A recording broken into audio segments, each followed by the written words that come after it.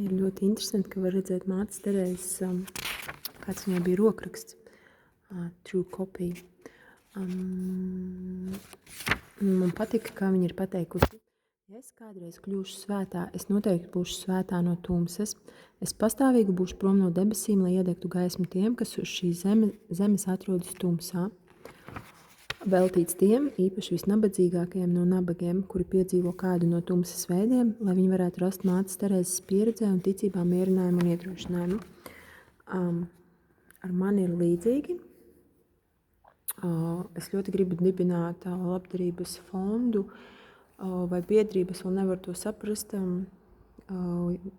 Jēzus vārdus, kurus viņš man pateica. Es tevi ļoti, ļoti mīlu katru dieniņu. Tas būtu nosaukums.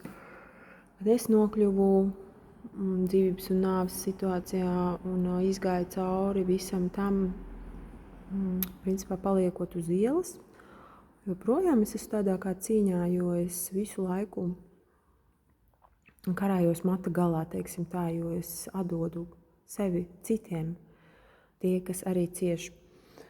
Un šīs te līdzības ar māti Terēzu, kad es vēlos iet šo ceļu, kur palīdzēt tieši nabagajiem. Jo patiesībā es pati esmu nabadze. Un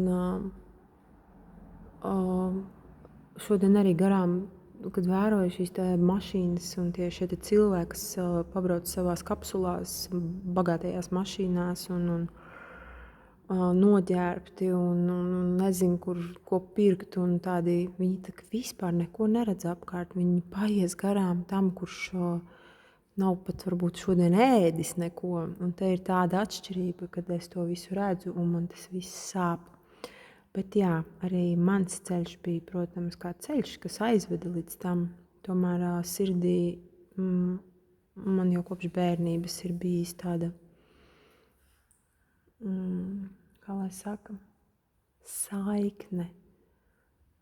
Es nekad neesmu bijusi atrauta no šiem cilvēkiem, kas cieš. Pirmais jau bija, protams, mans tētis, kuram es biju tā kā fiziskais eņģelis visu dzīvi.